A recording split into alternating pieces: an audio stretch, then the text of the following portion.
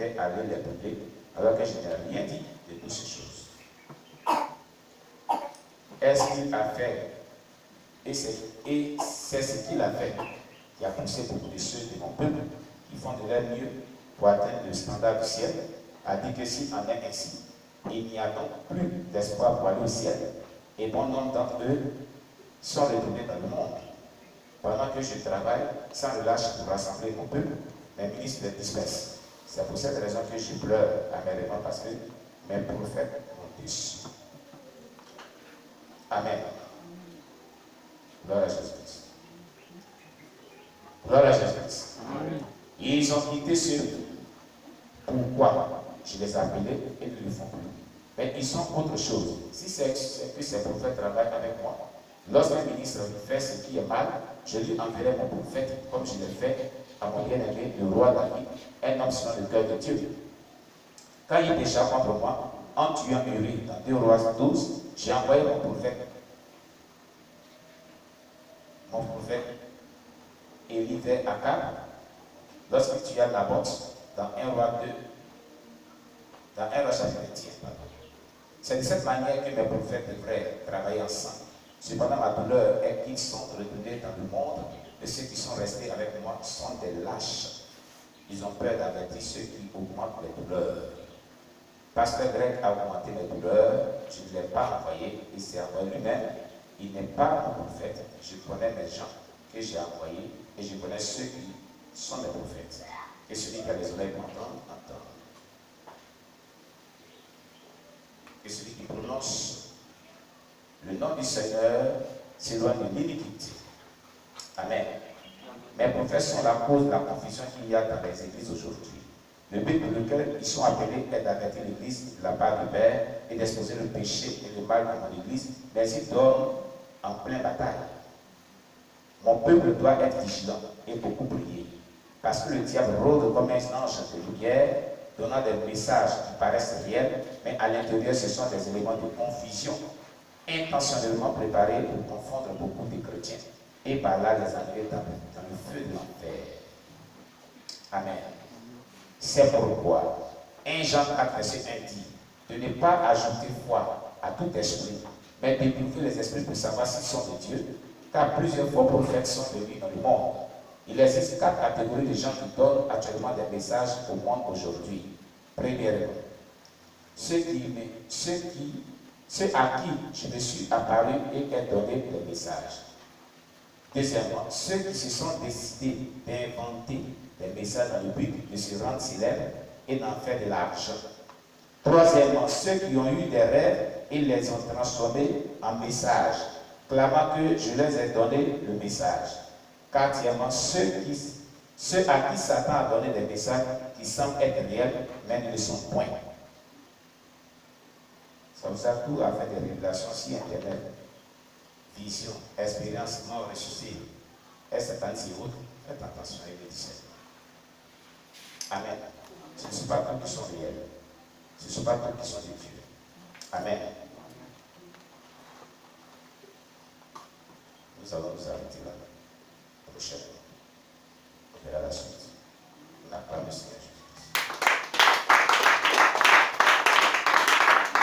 Alors, c'était après la suite de Kingsley Bani concernant juste une petite chose de Kingsley Bani. Il m'en parle la prochaine rencontre de dimanche, de tous les dimanches. Dieu vous bénisse. Ça faisait un bon nombre de dimanches qu'on ne parlait pas de ça parce qu'on avait des messages un peu particuliers que le Seigneur voudrait qu'on partage ensemble. Amen. Juste une petite chose de Kingsley Bani. Que Dieu vous bénisse.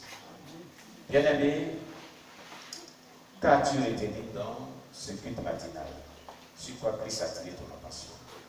Qu'est-ce qui t'a beaucoup touché? Qu'est-ce qui t'a beaucoup mal dans tout ce qu'on vient d'étudier ensemble? Qu'est-ce qui a touché ton cœur? Qu'est-ce que tu as compris? Sur quoi tu as attiré ton attention? Amen. Alléluia. Oui. Qui d'autre? Qui va venir dire ce qu'il a vraiment marqué? Ce qu'il a compris dans les 3 messages qu'on a eu à parcourir ensemble. Amen. Qu'est-ce qui a touché vraiment ton cœur? Qu'est-ce que tu comprends? personne ce matin. Oui, bien, la soeur Edith. Ok. Amen. On acclame Jésus pour notre soeur bien-aimée Edith.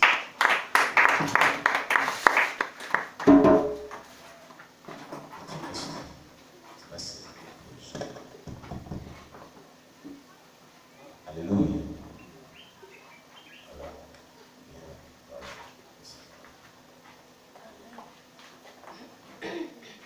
Amen. Amen. Moi, ce qui m'a touché est que quand l'homme de Dieu a dit, quand il parlait, il faisait le message pour ceux qui viennent en retard. En retard. Quand tu viens le premier, la première, puis tu t'assois au deuxième ou derrière, c'est un péché. J'ai été choquée. Ça m'a énormément choquée parce que moi, j'aime pas m'asseoir devant. J'aime bien m'asseoir derrière. Donc vraiment, ça m'a choquée. J'aime pas même le retard. C'est pas parce que je suis nouvelle ici, mais naturellement, moi, j'aime pas venir au but en retard, mais venir devant, j'aime pas venir devant, j'aime m'asseoir derrière, parce que je n'aime pas qu'on me regarde. Donc ça m'a choquée, ça m'a énormément choquée. Et puis aussi, il a dit, quand tu sors, tu rentres, tout ça là, c'est des péchés. J'étais vraiment perdue. Ça m'a choquée. J'ai ouvert mes yeux, puis je regardais, j'étais surpris de tout. Donc vraiment, je suis encore sur le choc. Vraiment, moi je demande pardon au Seigneur. Amen. Parce que si le Seigneur venait en son temps là, vraiment, je ne suis pas sûre que je vais aller au ciel. Donc je demande pardon au Seigneur. C'est ce que j'ai compris dans le deuxième message. Maintenant, le premier message qui est le tabernacle. Ce que moi j'ai compris est que quand on accepte le Seigneur Jésus, on doit vraiment se conformer à la parole de Dieu et vivre selon la parole de Dieu, comme l'homme de Dieu l'a dit tout à l'heure dans la prédication. C'est ce que moi j'ai compris. Amen. On acclame Jésus, la sœur. Oui, qui d'autre aussi encore? Oui, le frère Ézéchiel et puis le frère Josué qui n'a qu'à nous aider encore contre les dimanches. Côté des péchés, on va commencer à parler. Amen. Il faut nous aider parce que là, cette grâce de Dieu là, on va demander que vous pouvez augmenter encore. Si vous commencez cette grâce de Dieu, attends, on va voir ici un peu notre caméra. Voilà. Voilà, on y va. Alléluia. Amen. Pour ajouter un peu à ce que la sœur vient de dire, il faut dire que de nature même, avant de venir dans la sainte doctrine, moi-même, quand j'entre dans la présence du Seigneur, c'est vrai, à part les besoins dont on a déjà parlé, peut-être aller à la scène ou peut-être aller uriner, quand tu es dans la présence de Dieu, il faudrait disposer corps, âme et esprit afin de percevoir ce pourquoi tu es venu. Mais les défilés, les satisfaire. Amen. En tel sens que lorsque tu es là, même tu es concentré, que tu es en train de prier, tout le monde sent que ça t'énerve. Mais je te dis quoi, si tu parles là, il y a une manière de parler, peut-être la personne va se sentir frustrée. Parce que le diable se passe par là pour faire des problèmes de plusieurs personnes. Amen. Le Seigneur a attiré mon attention sur ce fait. Et concernant les versets sur le Saint-Esprit, la différence entre les enfants de Dieu qui ont l'Esprit et ceux qui n'ont pas l'Esprit. Alléluia. J'ai compris, je dis que lorsque nous, on met en statut ou bien on veut exhorter certaines personnes, je comprends aujourd'hui les moyens de raisonner. Parce que celui qui n'a pas l'Esprit de Dieu, son raisonnement est différent de celui qui a l'Esprit. Amen. Hier, comme ça, je mettais en statut que vraiment, que tous les enfants de Dieu, cette année-là, qui ne mettent pas la honte sur Jésus, qui n'aillent pas, en tout cas, manger la viande de Tabaski. Alléluia. Parce que ce n'est pas joli à voir que tu te dises chrétien et que quand on dit Tabaski, c'est toi qui es béni à venir pour aller commander, pour aller mendier. Alléluia. Et ce n'est pas les musulmans eux-mêmes qui m'ont attaqué, c'est mes frères chrétiens, ceux qui se disent chrétiens, ceux qui commencent à m'attaquer. Et c'est à cause de nous comme ça là, qu'il y a beaucoup de chrétiens qui révisent à l'église, qui les proclament. Alléluia. À cause de ce genre de propos. Donc je vais dire aujourd'hui que vraiment, que le Seigneur soit béni. Amen. Parce que c'est lui-même qui nous convainc de pouvoir dire ce genre de choses. Plusieurs sont dans l'ignorance. Tant bien qu'il y a des gens qui vont attaquer, mais certains servants de Dieu m'ont vraiment soutenu, m'ont dit, ah vraiment, merci pour le message. Parce que plusieurs ne le savent pas. Amen. Amen. Et pour finir, le Seigneur a donné un mot d'ordre à son serviteur. Alléluia. Voilà. Que chacun de nous doit aller sur son champ de mission. Amen. Amen. Mais sur le champ de mission aussi, il y a un problème. Parce que si tu demandes au Seigneur de te révéler ton champ de mission et que jusque-là, tu ne reçois rien. La Bible dit qu'il parle tantôt d'une manière, tantôt d'une autre. Alléluia. Mais pour les soldats qui n'ont pas encore reçu leur feuille de route, là, ça devient un peu compliqué. Alléluia. Amen. Sinon, pour toute personne, parce que le Seigneur a dit, celui qui veut être sauvé, il faut que lui-même remarque ça dans sa pensée. Parce que quand tu penses, quand tu marches dans tes pensées, il faut que lui-même sache que ta priorité là, c'est le salut. Alléluia. Bon, je ne dis pas que tout le monde n'est pas intéressé par le salut. Je sais que c'est la priorité de tout le monde. Mais le Seigneur lui-même n'a qu'à venir révéler le ministère de chacun afin qu'on puisse l'aider à faire son œuvre maintenant. Alléluia. Voilà. Et pense que chaque servant, chaque serviteur ici est disposé à faire son œuvre. Amen. Amen. Amen. Parce que on acclame le Seigneur. Alors, je crois bien qu'on va développer les champs de mission. On va apporter le nom de Saint-Esprit. Parce que l'Église était confrontée à ça. Une fois que le Seigneur a inspiré son serviteur, il a monté tous les champs de mission et il a envoyé chaque personne. Et ça a marché. Donc, on va vous aider.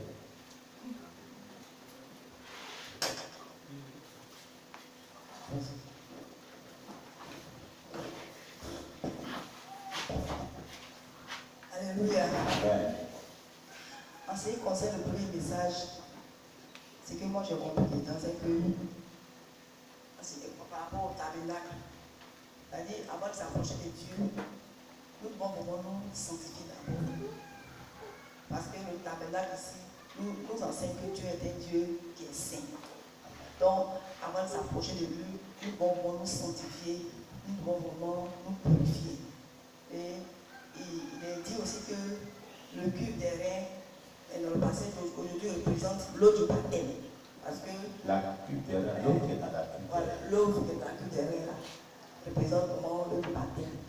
C'est-à-dire que les sacrificateurs, que ce soit avant ou après, quand ils finissent, ils lavaient les mains. Donc, ça représente aussi l'eau du baptême. C'est-à-dire que nos jours, on doit se faire baptiser. Alléluia. Et il est dit que, dans le tabernacle, il y a 3 grandes parties.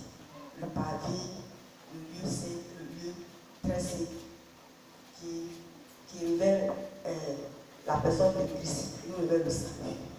Voilà ce que j'ai compris. C'est le premier message. Maintenant, dans le second message, j'ai compris que, en tant que Dieu que nous sommes, nous devons beaucoup être disciplinés parce que nous sommes des disciples du Seigneur Jésus-Christ.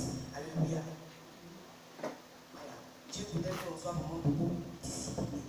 Mais on remarque que c'est dans l'église mais il y a des désordres. Alléluia.